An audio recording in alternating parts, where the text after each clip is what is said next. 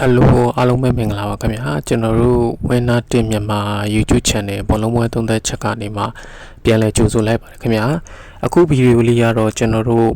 ့ပြီးခဲ့တဲ့ကျွန်တော်တို့စနေတနင်္ဂနွေမှာကစားခဲ့တဲ့ကျွန်တော်တို့ထူးခြားတဲ့ပွဲစဉ်ပေါ့နော်ပေါက်ကြီး review လေးကိုကျွန်တော်အနေနဲ့တင်ပြပေးမှာဖြစ်ပါတယ်ခင်ဗျာဟုတ်ကဲ့ပထမအောင်ဆုံးပေါ့နော်ကျွန်တော်တို့စနေနေ့မှာကန်ခဲ့တဲ့ပွဲကျွန်တော်တို့ဝူဘတ်နဲ့ကျွန်တော်တို့စိန့်ပေါ်လေးနဲ့ပွဲမှာကျွန်တော်တို့ဝူဘတ်ကအင်ရှင်ဖြစ်တယ်ကျွန်တော်တို့တလုံး90နဲ့ဝူဘတ်ကပေးခဲ့တယ်ပေါ့နော်ဆိုတော့ဝူဘတ်ဒီကျွန်တော်တို့အဆင့်ခွန်ပေါ့နော်စိန့်ပေါ်လေးဒီအဆင့်15ခုနှစ်ကနေပြီးတော့15ကိုပေးတဲ့အခြေကတလုံးသွင်းရင်90စားဆိုတော့အဲ့မှာကျွန်တော်တို့ပွဲပြီးရလက်က1-1ဖြစ်သွားတယ်ပေါ့နော်ဆိုတော့ဝူဘတ်ဒီကျွန်တော်တို့အဆင့်5ဖြစ်လဲသူကဒီစိန့်ပေါ်လီတက်အများကြီးတာတယ်အင်ရှင်လည်းဖြစ်တယ်ပေါ့နော်အဲ့ဒါကိုမှကျွန်တော်တို့ဒါ1-1နဲ့ပဲကန်သွားတယ်ပေါ့နော်ဆိုတော့နောက်တစ်ပွဲကကျွန်တော်တို့ဒါတင်းနဲ့ပိုးပြီးထူးကြတဲ့အသင်းလေးပေါ့နော်အဲ့ဒါကတော့အလာဗန်နဲ့ဗီလာရီရဲ့ပွဲပေါ့နော်ဆိုတော့အဲ့ဒီမှာကျွန်တော်တို့အဝေးကွင်းအလာဗီလာရီရဲ့ဘက်ကနေပြီးတော့ level 30ပဲပေးထားတယ်ပေါ့နော်ဆိုတော့ဒီမှာဘာထူးကြလဲဆိုတော့အလာဗတ်ဒီကျွန်တော်တို့အဆင့်18ခုအောက်ကဒါဟိုတန်းစင်းဆောင်နာကအတန်းစင်းဆောင်ကအတင်းဒီဗီလာရီရဲ့ဆိုတာဟိုအထက်ကကျွန်တော်တို့ဒါအဆင့်5ပေါ့နော်ဆိုတော့ပြီးတော့ဗီလာရီရဲ့ဒီအဝေးကွင်းမှာကျွန်တော်တို့ဒီကြီးအောင်ဆုံး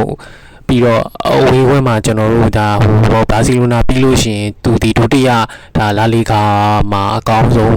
အသင်ဖြစ်တယ်ဒါပေမဲ့တကယ်တမ်းကန်လို့ပွဲပြီးသွားတဲ့ခါကျတော့ကျွန်တော်တို့အလာဘက်ကပဲ1-0ဆိုပြီးတော့ကျွန်တော်တို့ပွဲပြီးသွားတယ်ပေါ့နော်ဒါလေးကလည်းဒါထူးခြားတဲ့ပွဲစဉ်လေးပေါ့နော်နောက်တစ်ခုကျွန်တော်တို့ဒါတနင်္ဂနွေနေ့ပွဲစဉ်မှာတော့ကျွန်တော်တို့ဒါ Frankfurt နဲ့ Union Berlin နဲ့ကန်တဲ့ပွဲစဉ်မှာAncient Frankfurt ကနေပြီးတော့တလုံး90စားဆိုပြီးတော့ပြီးထားတယ်အဲ့ဒီမှာ Frankfurt ကအဆင့်4ကျွန်တော်တို့ Union Berlin ကအဆင့်14ပေါ့နော်အဆင့်4ရအသင်းကအဆင့်14ရအသင်းကိုကျွန်တော်နေနဲ့တလုံးသွင်းရင်90စားဆိုပြီးတော့ကြီးလေးကိုပြီးထားတယ်အဲ့တော့ပွဲပြီးရလက်မှာတော့ကျွန်တော်တို့1-2နဲ့ Frankfurt ကရှုံးသွားတယ်ပေါ့နော်ဆိုတော့နောက်တစ်ပွဲကတော့ကျွန်တော်တို့ဂီတာဖီနဲ့ကျွန်တော်တို့အက်တလက်တီကိုပေါ့နော်အဲ့ဒီမှာလဲကျွန်တော်တို့အက်တလက်တီကိုကနေပြီးတော့တလုံး85စားဆိုပြီးတော့ကြီးပေးထားတယ်ဂီတာဖီဒီအဆင့်15ပေါ့နော်အက်တလက်တီကိုဒီအဆင့်2ပေါ့နော်ဆိုတော့အဆင့်2ကအသင်းကနေပြီးတော့အဆင့်15ဆိုတော့ဟိုအောက်ဆုံးကအသင်းကိုကျွန်တော်တို့တလုံးသွင်းရင်85ဆိုတော့အမတန်မှဒါဟိုချိုတဲ့ကြီးလေးပေါ့နော်တကယ်လည်းပဲပွဲပြီးသွားတဲ့အချိန်မှာ2-1ပေါ့နော်ဒီမှာကန်ကောင်းတာဟိုဒီကူကပနတီတစ်လုံးရပြီးတော့မှကျွန်တော်တို့ဟိုဒီခေါ်ရီးယားနေပြီးတော့အနေကပြထွက်သွားတယ်ထွက်တဲ့နောက်ပိုင်းမှာကျွန်တော်တို့ဂီတာဖေးကဒါဟိုချီပါကိုတကူရတယ်နောက်မထင်မှတ်ဘဲနဲ့ကိုဒါဟိုနေပြီးတော့ဂီတာဖေးကနေပြီးတော့ဒါအနိုင်ကိုဒါပွဲပြီ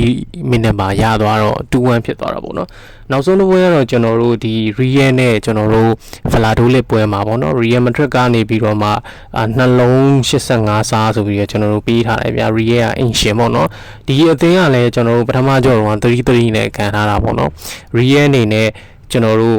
့ဟိုပထမကြော်တော့1D ပေးထားတယ်ပေါ့နော်ပထမကြော်အဝေးခွင်းတော့1D ပေးထားတယ်ဒီတကြော်မှာအင်ခွဲမှာအနည်းဆုံး 2D ပေးရမှာပေါ့နော်ဘာစီလိုနာလည်းဒီ Velux ကတော့ကျွန်တော်တို့ 2D ပေးထားတယ်ဆိုတော့ဒီပွဲမှာသူ့အနေနဲ့2D မပေးဘဲနဲ့နှလုံးသွင်းရင်85ဆိုပြီးတော့ပေးထားတဲ့ပွဲကြတော့ကျွန်တော်တို့ပွဲပြီးရလက်မှာကျွန်တော်တို့ Real Madrid ကပဲ2-1နဲ့နိုင်သွားတယ်ပေါ့နော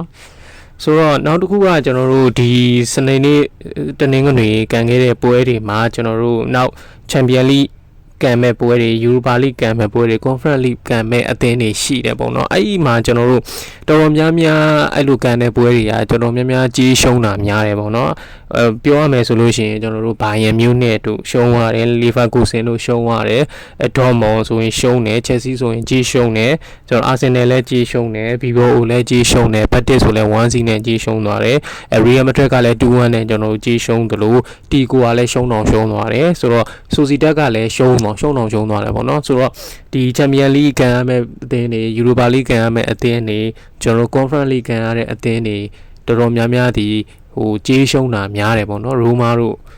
မာတို့ပွဲတို့လီဗာပူးတို့ပွဲတို့ပဲဒါဟိုနိုင်သွားတာပေါ့နော်ဆိုတော့ဒီဗီဒီယိုလေးကတော့ဒီလောက်ပါပဲခင်ဗျာကျွန်တော်တို့ဒီဗီဒီယိုလေးကတော့ကျွန်တော်တို့ကစားမဲ့ညီကိုတွေအတွက်အနည်းငယ်အထောက်အကူပြုလိမ့်မယ် knowledge ရလိမ့်မယ်လို့ကျွန်တော်တို့မျှော်လင့်ပြီးပါတယ်ခင်ဗျာဟုတ်ကဲ့အားလုံးကိုကျေးဇူးတင်